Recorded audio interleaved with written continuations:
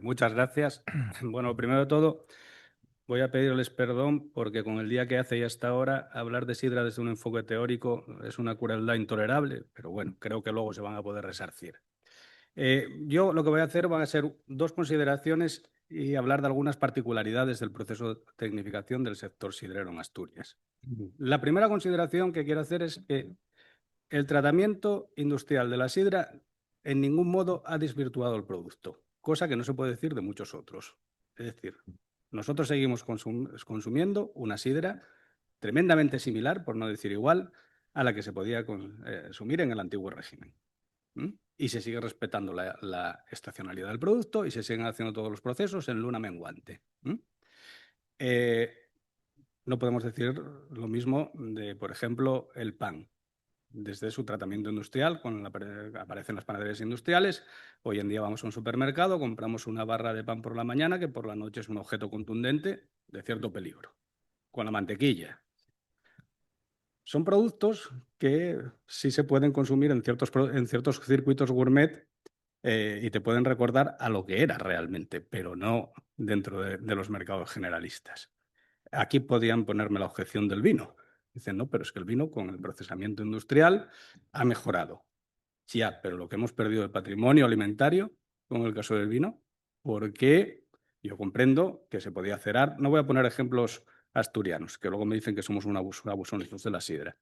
Pero si tomáis un vino de la zona de la zona de predominancia del Mencía o un vino de Toro, los vinos de antes, los de ahora están estupendos, pero es que son todos muy similares, porque hay ciertos consejos reguladores que introducen ciertas variedades que digamos que suavizan cualquier tipo de aspereza. Y entonces eso con la sidra no ha ocurrido.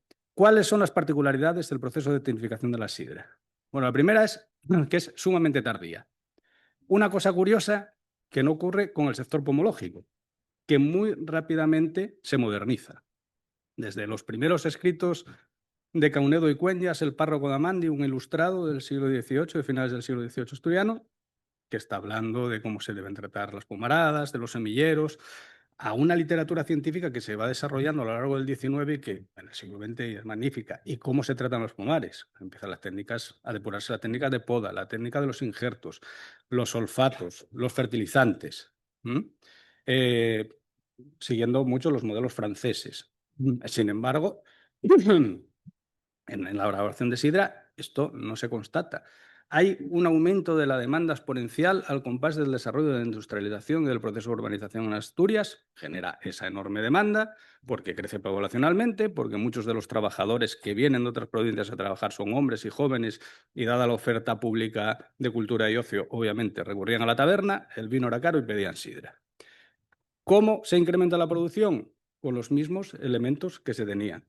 Pero si tenías 2 prenses de sobigaño en un lagar grande, pues tienes 4. José ponía antes un anuncio de 1916 en el que se anuncia una prensa hidráulica. En 1921 aparecen artículos en los que se señala que prácticamente ningún lagar utiliza la prensa hidráulica. La gente se extraña, dicen, Asturias es la 7ª potencia manzanera mundial y cuando hablamos de 7ª potencia manzanera mundial no es comparando con otras provincias, es comparando con Chile, es comparando con Gales, cómo el sector elaborador puede estar tan atrasado. Y no es hasta finales de la década de los 20 cuando te dicen que se va generalizando el uso de prensas hidráulicas, pero generalmente de un usillo. Las de 2 hasta los años 30 y 40 no se van a hacer muy frecuentes en los lagares asturianos.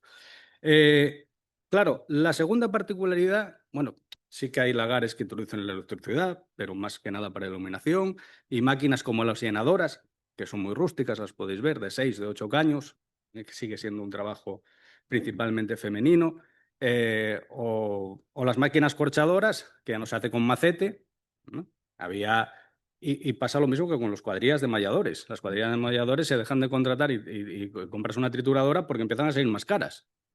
No salen rentables porque ya piden unos jornales altos.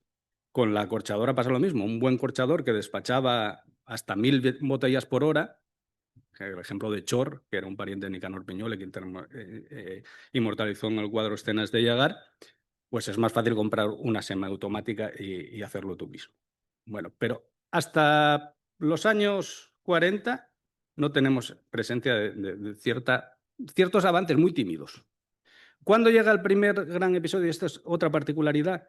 El primer episodio de tecnificación de la industria siderúrgica asturiana, curiosamente, en el momento más delicado de su historia, en el momento en que más baja el consumo. Viene el desarrollismo. Digamos que la sidra, en la inmediata posguerra, era una de las siendo tan barata como era uno de los pocos consumos que podía hacer la gente de manera ordinaria. Empezamos el desarrollismo, la influencia americana, el American Way of Life, la moda del Cuba Libre, la discoteca. A la sidra se le empiezan a poner ciertas connotaciones peyorativas de lo rural. No mola nada. Vamos. Entonces, y esto va acompañado de un masivo éxodo rural. Y entonces esa tecnificación pasa por la falta de mano de obra. Pero básicamente, ¿por qué? Por ejemplo, tú tenías un lagar en el que tenías que embotellar 700.000 botellas. En los años 40 necesitarías 8 personas durante 45 días. Si compro una máquina, ese mismo trabajo lo voy a poder hacer en 24 días con 3 personas, es decir, los de casa. Y entonces ese primer proceso de tecnificación, con una inversión elevada, se hace porque no tenemos mano de obra y porque atraviesa la sidra por una coyuntura delicada de la que afortunadamente se sale rápido. Tengo nombres aquí de máquinas que yo es que no sé. Bueno, la prensa de doble usillo se generaliza, pero además ya es íntegramente de acero laminado soldado, con motor generalmente de 4 caballos de potencia. Y lo interesante aquí es que es de fabricación asturiana y sobre todo por el desarrollo de la siderurgia que hace que mucha industria de este tipo se genera alrededor de ella. Otras muchas máquinas, lavadoras, llenadoras, son todas de patente belga, muchas alemanas también, pequeñas máquinas luego de industria italiana, pero esta empiezan así.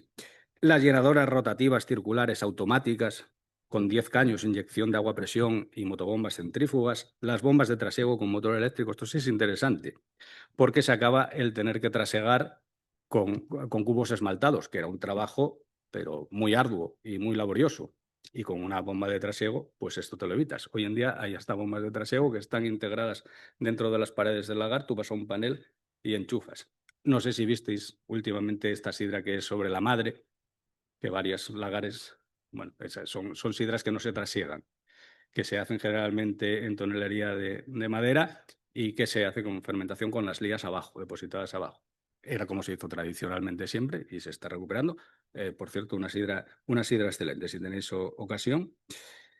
Y después está la segunda época de tecnificación y esta sí que va a ser asociada al éxito. Es decir, superar esta coyuntura, hay diversos factores. El principal es la transición y la llegada a la democracia. Porque llega un momento, tengamos en cuenta que en los años 30, en los años 20, en los años 30, ocasiones como las pizzas se habían convertido en una industria cultural de primer orden. Y cuando digo de primer orden, digo comparable al fútbol, digo comparable al cine. Era una gran fiesta cuyo acto sustantivo era espichar un tonel. Con la moral, no desaparecen las pizzas durante el franquismo, pero con la férrea moral que se impone, la mujer deja de ir. Y asistimos a un proceso de institucionalización, por otra parte. Pero a partir de la transición se multiplica por 2 el público potencial de consumidores de sidra y vuelve a crecer la demanda y la sidra, y también por las demandas regionalistas, el Estatuto de Autonomía, la sidra vuelve a conocer una época de esplendor que, plagiando a Mainer, yo llamé la edad de plata de la sidra asturiana. Y entonces aquí viene la gran transformación de los lagares, que se tecnifican enormemente, hasta convertirse en unas industrias muy modernas. Lo mismo, tenemos lavadoras de casi 100 cangilones, de 8 botellas, alguna con dispensador de etiquetas, una cosa muy curiosa porque nadie usó hasta que no los obligaron a la fuerza en el año 98.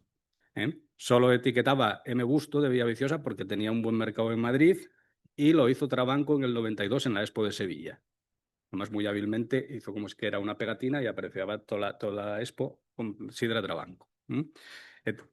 Aquí la manera era otra manera, otra tecnología, que fue la de marcar a fuego los corchos. Y eso durante muchos años fue la marca que tenía la sidra. La sidra se conocía por el corcho. Bueno, llenadoras isobarométricas, esto también está interesante porque, bueno, por lo visto ese procedimiento que yo no sé explicar hace que el carbónico endógeno de la sidra se conserve mucho mejor. Y avanzando el tiempo, ya otra parte importante es la que se refiere a la tonelería. Bueno, hay otros factores que podemos considerar también como avances tecnológicos. Disponer de tu propio camión. Esto también está relacionado con la mejora de las infraestructuras y con que no necesitas tener el carro para salir a batir la sidra si se te filaba, porque ya tengo una máquina que me lo bate. También. O incluso de teléfono, para hacer los pedidos. Esto sí que va en contra un poco de la sidra, porque los chigreros dejaron de ir a probar a los lagares y ya van por teléfono y piden cualquier cosa. Y cada vez entienden menos de sidra, desgraciadamente. La gran otra revolución tecnológica está en la tonelería. La tonelería de madera, claro, una sidra que sale bien hecha en madera, la verdad que merece la pena, pero tiene muchos problemas. Sobre todo da mucho trabajo, los toneles son muy caros, hay que tener una limpieza muy considerable. Si queda bacteria láctica, tienes el problema del filado. Si queda bacteria acética del avinagrado. Si se crían mohos, tienes estos sabores extraños que en el mundo sidrero se conoce como murgor. Entonces, el desarrollo de la tonelería de fibra y sobre todo la de acero inoxidable es una gran revolución tecnológica dentro del mundo de la sidra.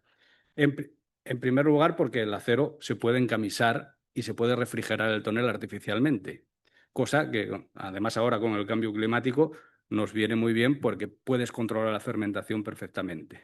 Incluso ahora hay algunos toneles de madera que se están haciendo con la pared trasera de acero inoxidable y se encamisa y se refrigera desde ahí y consigues sidra con esos sabores que proporciona la madera. Bueno, y por último, no sé cómo, no me saques la tarjeta porque quiero hacer la última consideración. El proceso de tecnificación de la industria sidrera preserva otra cosa básica dentro de la cultura sidrera asturiana, que es que consigue que todas las empresas sidreras sigan siendo familiares. Familiares. Sí que hubo procesos de concentración empresarial. Sí que pasamos de tener en los años 30 un censo de 3.500 lagares industriales a unos 100 que tenemos ahora, pero son todos familiares. No hay ningún capital que venga de fuera en ningún lagar. Y algunos de octava generación. Tenemos el ejemplo de Sidra La Morena, que ganó ayer mejor sidra, denominación de origen, por cierto, o de Viuda de Palacio, que son octava generación de lagar industrial. Ojo, que eso no quiere decir que, obviamente, todos los campesinos se querían proveer de su sidra, ya fuera en lagares privativos de ellos o en lagares de beceros, que eran lagares de los dos vecinos, que se turnaban para mallar su propia manzana.